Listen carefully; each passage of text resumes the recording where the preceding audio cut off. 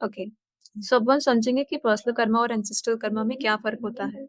यह फ़र्क समझना ज़रूरी है क्योंकि क्लैरिटी से ही हीलिंग शुरू होती है। सी बहुत से लोग अपनी लाइफ़ की हर समस्या को अपना कर्म समझ लेते हैं, जबकि आधी चीज़ें एक्चुअली में उनकी अपनी होती भी नहीं है। Okay, it might be related to your ancestors. किसी और के माध्यम से आपको ये कर्मा दिया हुआ होता है, यानी कि आपके पूर्वजों के माध्यम से। अवेयरनेस ही आपकी सबसे बड़ी शक्ति है, ये बात आप यहाँ पे जान लीजिए। चलते हैं हम पर्सनल कर्मा की तरफ। पर्सनल कर्मा वो होता है जो आप बनाते हैं।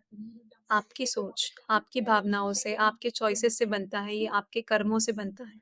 इन सब से मिलकर आपका पर्सनल कर्मा बनता है।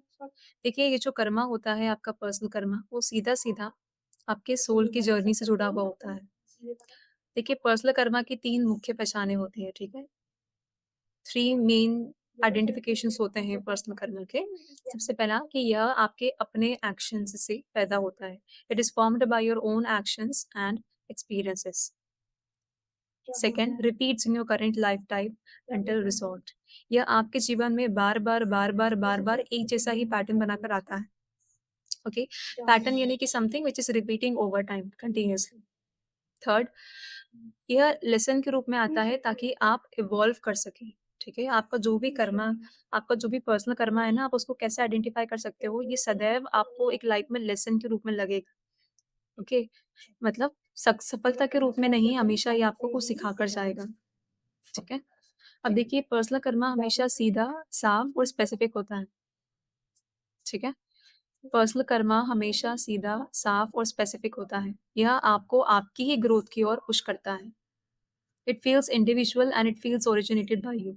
आपको लगता है कि भई ये आप ही के माध्यम से लिए गए एक्शंस, जो आपने इस लाइफ टाइम में एक्शंस लिए हैं, उसी के माध्यम से ये ओरिजिनेट हुआ है, ठीक है? ये आपका कर्मा है, तो ये आपकी ही ग्रोथ की तरफ आपको पुश करता है। Now these are the lessons that your soul they choose to learn, ठीक है? ये जो आपका कर्मा होता है, ये आपके सोल डेस्टिनी से रिलेटेड होता है। क्यों? क्योंकि आपका सोल ये लेसन सीखना चाहते हैं। सेकंड चीज़ आती है आपके एंसेस्ट्रल कर्मा की। देखिए, एंसेस्ट्रल कर्मा वो होता है जो आपके पूर्वजों से ट्रैवल करता हुआ आपके तक आया होता है। यह आपकी ब्लड लाइन की एनर्जी होती है, okay? It is found by the collective energy of your blood line, ठीक है? यह कर्मा आपके थॉट्स से नहीं बना है। यह कर्मा आपके इमोशंस से नहीं बनता है, आपने इसे क्रिएट नहीं किया है, ठीक है?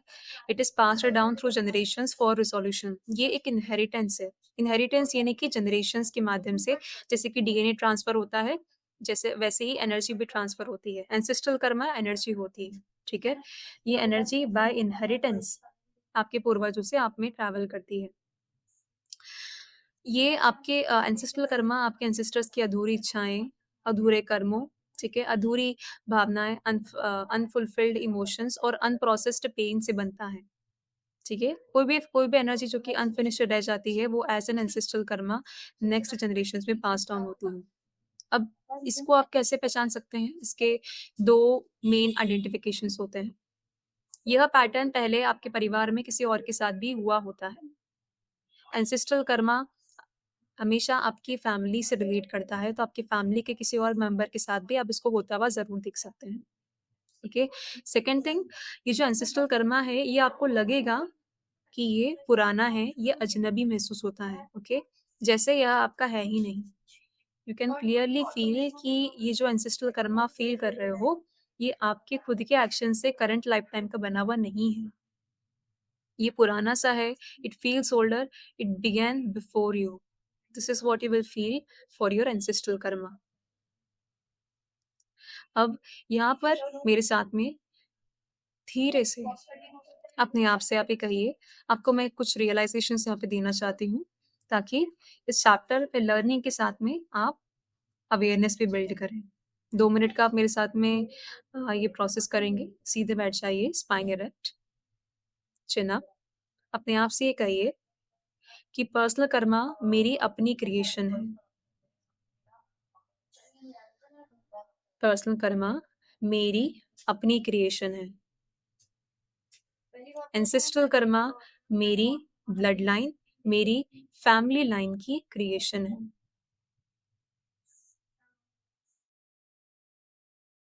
ये कहते हुए अवेयरनेस हम बिल्ड कर रहे हैं। सेकंड थॉट अपने आप से कहिए, पर्सनल कर्मा का लेसन मेरे सोल के लिए होता है।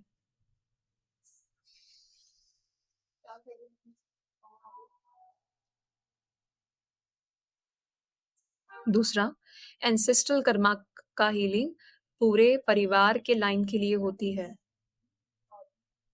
इसका फ़ायदा केवल मुझे नहीं, मेरे पूरे परिवार के लोगों को मिलता है।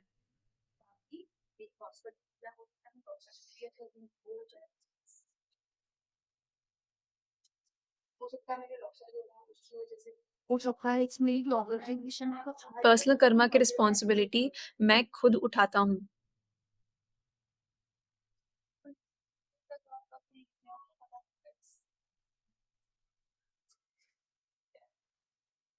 और एंसेस्ट्रल कर्मा को मैं सिर्फ ऑब्जर्व करके रिलीज करता हूँ, क्योंकि वह मेरा नहीं है।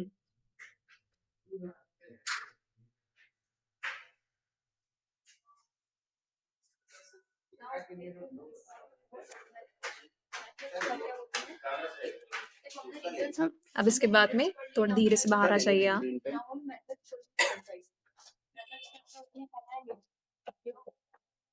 अब आप कैसे पहचानेंगे कि कौन सा कर्मा है? आ, अपने आप से आपको ये सवाल पूछना पड़ेगा। जब भी आपको पर्सनल कर्मा और एंसेस्ट्रल कर्मा में डिफरेंशिएट करना हो, प्लीज अपने आप से पूछिए केवल एक सवाल, क्या यह पैटर्न सिर्फ मेरी लाइफ में है या मेरी फैमिली में बार बार दिखा है? अगर आंसर है कि सिर्फ आपके लाइफ में है तो यह पर्सनल कर्मा है, ठीक है। लेकिन अगर आंसर है कि परिवार में भी ये बार बार हुआ है तो यह एंसेस्ट्रल कर्मा है, आपके पूर्वजों का कर्मा है। सी पर्सनल कर्मा आपको स्ट्रेंथन करता है, ओके।